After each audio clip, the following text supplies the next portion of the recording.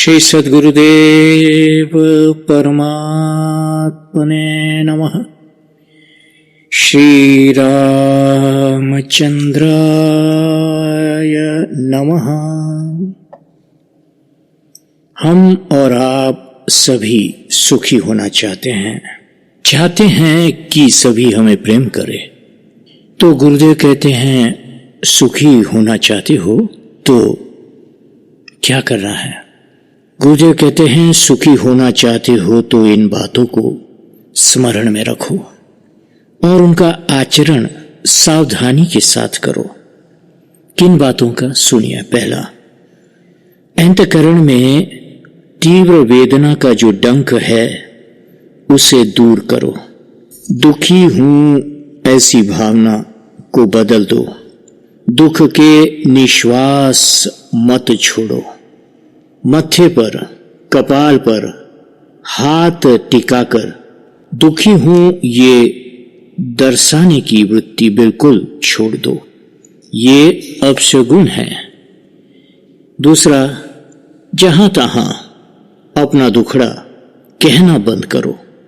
जिसके पास जाकर अपने दुख संताप कहकर रोते फिरते हो वह तुम्हारे मित्र नहीं है परंतु शत्रु, विद्वेषी है।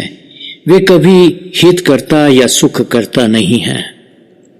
तीसरा, हमारा जीवन हमारे हित को साध्य करने के लिए, सुख को साध्य करने के लिए है।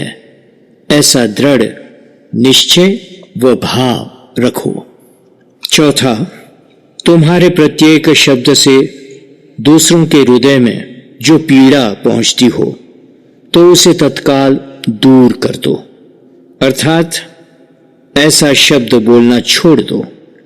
ये महापुरुष का चिन्ह है। तुम भी महापुरुष हो सकते हो।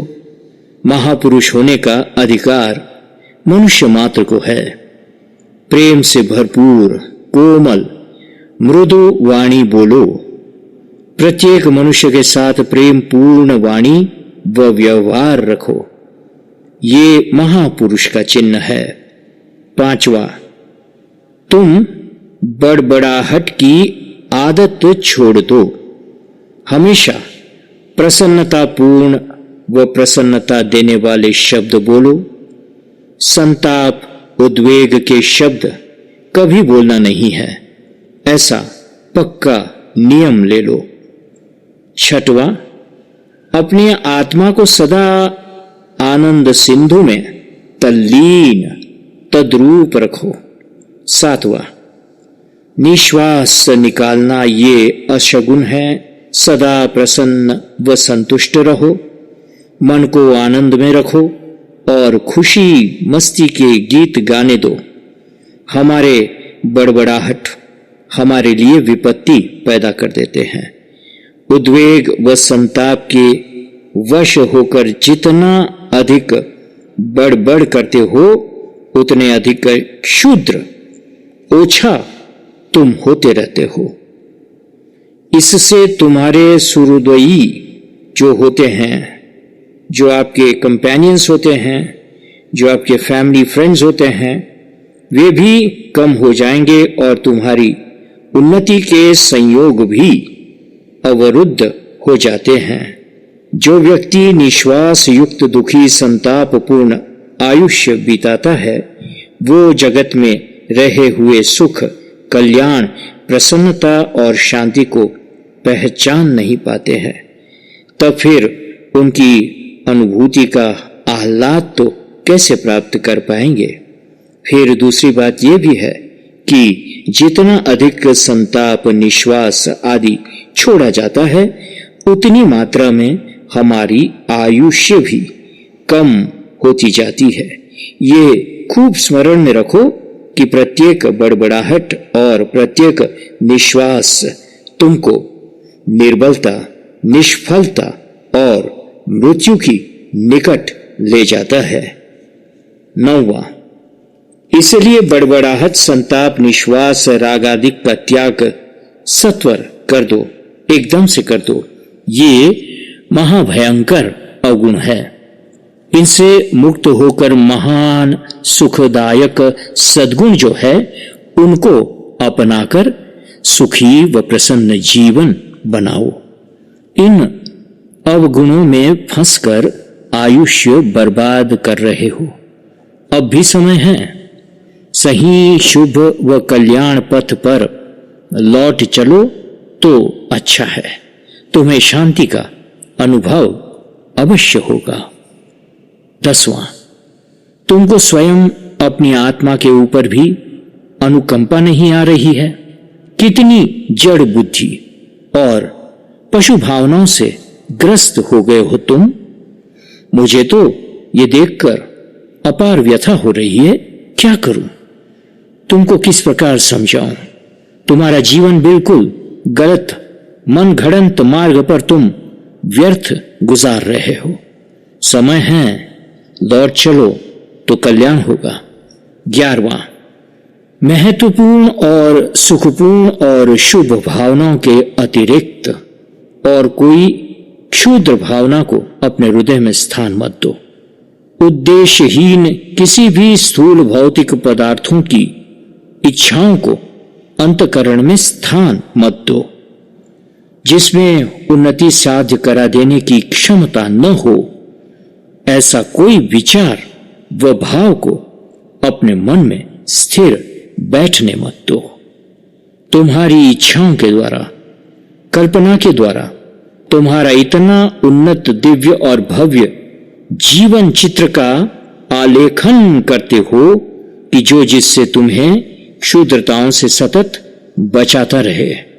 तो अपना जीवन का जो आलेखन है, the imagination of the beautiful life and उन्नत दिव्य जीवन will definitely take you away from the क्षुद्रता। इससे तुमको बचाता है। 12वां, गुरुदेव कहते हैं ऐसे कोई हीन वृत्ति या प्रवृत्ति मत करो जो तो तुम्हारी आत्मिक उन्नति का रास कर देवे या जो तुम्हें आत्मिक उन्नति की ओर आगे न बढ़ाती हो। और 13वां कहते हैं गुरुदेव कि यदि भगवान की कृपा की चाह है तो भगवत कृपा के लिए पात्र बनो। केवल पात्र बनो। भगवान के प्रति अपना सर्वस्व बहा दो। शेठ जी की कृपा पात्र होने की इच्छा वालों को शेठ जी इच्छाओं का तथा रुचियों का भी कितना ख्याल रखना पड़ता है शेठ जी को। और दूसरा ख्याल ये भी रखना पड़ता है कि कहीं भूल से या अनजाने से भी सेठ जी की मर्जी के प्रतिकूल कोई क्रिया न हो जाए। यही बात भक्त और ज्ञानी साधक और योगी सज्जन और साधु को अपने ध्येय की प्राप्ति की सम्यक निष्ठा युक्त उपासना मार्ग को स्पष्ट कर देती है। ध्येय के विपरीत किंचित मात्र भी हमारे जीवन में न रहना चाहिए। जगत के प्राणी मात्र ईश्वर के अंश रूप है और इन सब के प्रति भगवान का समान वात्सल्य, प्रेम व करुणा है। मोह, लोभ, असत्य, प्रपंच आदि भगवान में है ही नहीं। वे तो सच्चिदानंद स्वरूप है।